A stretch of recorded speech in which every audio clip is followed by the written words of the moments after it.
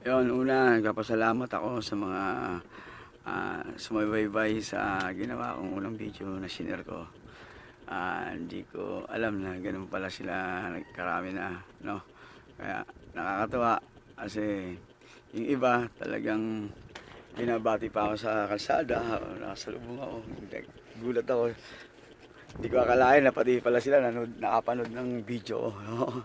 No? Thank you sa inyo. Kaya ah, lalo pa nating um, dadamihan yung mga dapat natin mapag-usapan dito. Kaya nga nasabi ko sa inyo, yung mga bagay na madalas nating na-encounter pero halos di naman na pag-uusapan. Kung sakaling mapansin man natin, no? Parang ayun pa rin, wala pa rin nangyayari, ganun pa rin eh. So ano kaya dahilan, no? Gusto nyo sabihin ko sa inyo kung ano dahilan, ha? Yeah. Ito, sige, sasabihin ko sa inyo. Alam mo, kaya ganyan ang mga pangyayari, no? Ito sa akin, opinion ko to, pero tingnan nyo rin kung may, huwag na sabing, basta, tingnan nyo rin, no? Kayo na magsabi, no? Kasi, totohanan lang, no? Totohanan lang. Yung mga bagay na yun, sa totoo lang, minsan, isa rin tayo sa mga gumagawa nun eh. Yeah. Kaya, halos, wala rin ano eh. Kahit sabi mong punahin mo, no? Magugulat ka, hindi mo alam. Isa ka na rin pala sa mga gumagawa ng gano'n, no? Di ba? Kaya, ano ba yung mga bagay na, ano ba yung mga yon? So, dito. Kaya natin pag-usapan yung mga yan. Medyo, ang reels kasi, ang ibinibigay niyang oras is 1 minute and 30 seconds lang yata, no? Kaya kapag ganito nakatagal yung yung video na ginagawa mo, so magdadalawang video ka na nito. Kasi nagpost na tayo sa binigay na oras nito ni Reels eh. Di ba? Kaya siguro mag-e-edit na naman ako nito, no? Pero okay lang yan. Basta tayo, kakakwentuhan tayo rito, nag-uusap tayo rito. Marami tayong mapupulot na mga aral dito. Okay, good. Ito na. Ano yun? Ito yung mga madalas sinasabi nila na abay-abay. Yung kapag merong kang medyo ginawang napansin nila, tapos ito sila, hindi nila alam sa sarili nila, bigla silang makikisabay sa'yo, no? Yung mga ganun sa totoo lang, nakakainis. Kaya lang hindi mo lang agad masabi sa kanila ng on that time, on the spot.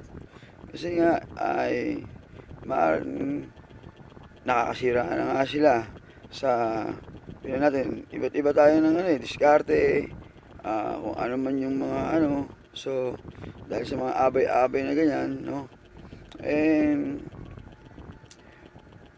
Hindi naman, dumadami, wala rin, yeah. Yan, yung mga ganyang bagay gusto nating, tuldukan. Paano ba natin, paano ba natin sa tingin nyo, masusugpuin mo yan, no? Ako, eto, siguro, no? Simulan natin sa sarili natin, no? Yun, yeah. Tayo mismo, ayawasan natin yung mag-abay-abay, no? Kasi baka mamaya pinupuna natin yung kapwa natin na abay-abay pero ikaw rin pala, no? Hindi mo punayin yung sarili mo, di ba? Baka mamaya, no? Mas marami ka pang ginagawang abay-abay sa kanila, kaya lang hindi lang sila makapalag sa'yo dahil siga ka.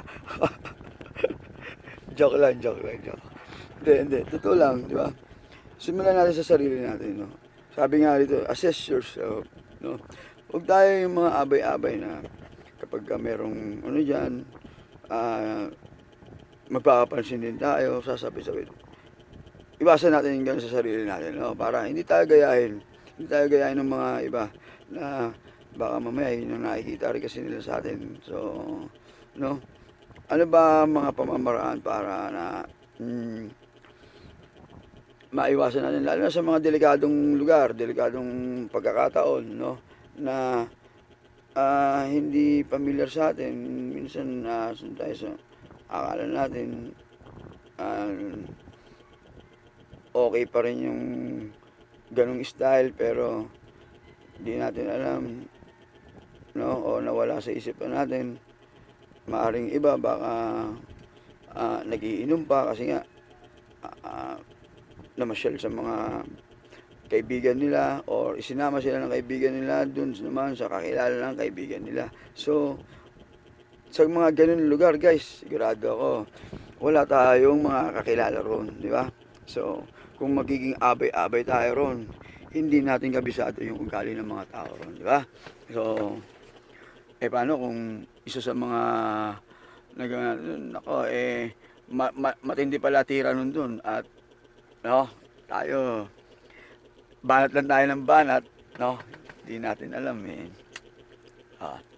So, paano natin talagang iiwasin mga ganyan, di ba? Unang-una, guys, ito isang tip ko sa inyo, no? Talagang magagamit. Kapag tayo, no, nandun tayo sa lugar na halos yung tarong ngayon lang natin na-meet, ngayon lang natin na kwentuhan, ngayon lang natin nakaharap sa kung ano pa man, no? Ang gawin natin, huwag tayong magsasalita kung hindi naman tayo tinatanong at hindi naman tayo kinakausap. Hindi ko sinabing bawal magsalita. So, ang inaano ko lang is, pwede tayo magsalita provided na hintayin mo tanungin ka at hintayin mong kausapin ka, no?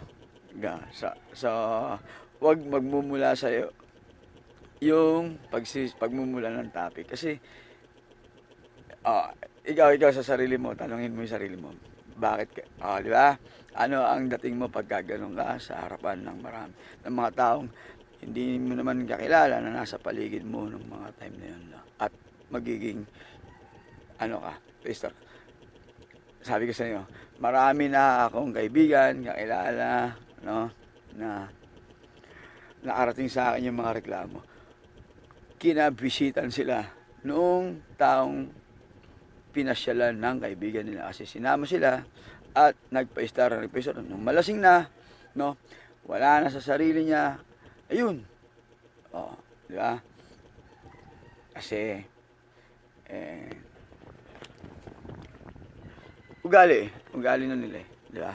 So tayo, sa sarili natin, iwasan natin, no? Tayo mismo, una nating baguhin sarili natin, no? Huwag nating hanapin sa iba yung mga bagay na, although pwede natin gawin yun, no? But, pakita rin natin sa sarili natin, di ba? Para naman hindi naman tayo napag-iiwanan ng kapangyarihan, di ba? Baka may gusto natin silang pasunurin, tapos tayo pala ayaw nating sumunod sa mga gusto rin natin. Di ba?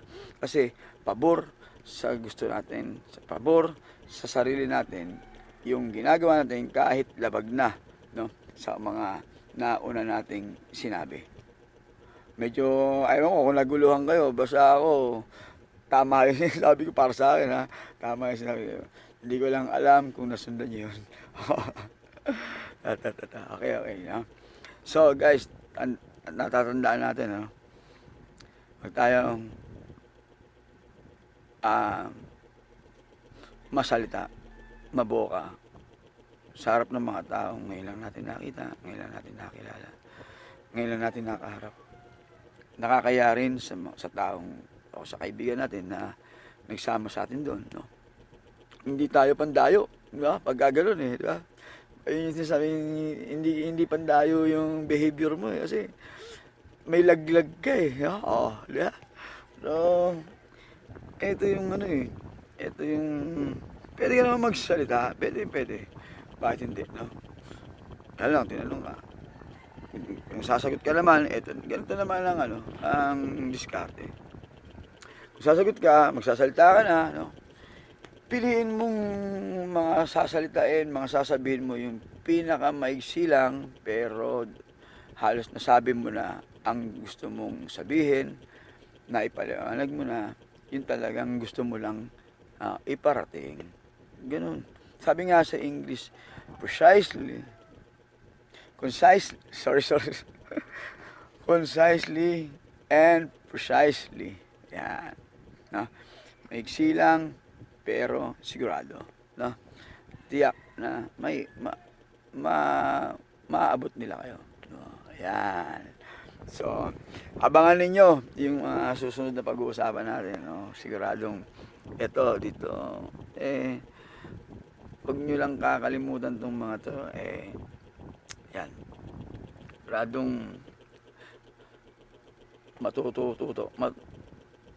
mapapanuto kayo. No?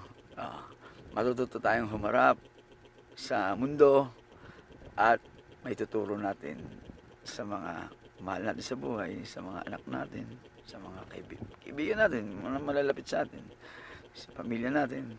No? At maraming salamat sa inyo sa mga ginagawa niyo pagsubaybay. Sana tuloy-tuloy. Baka pwede naman ako mag-request sa inyo na follow nyo na rin ako, subscribe, bulong nyo ako dyan sa mga kaibigan nyo dyan. Pag nagkita tayo sa alsada, nagkita tayo ron, batiin nyo lang ako, pero don't expect na may pera ako, wala akong pera.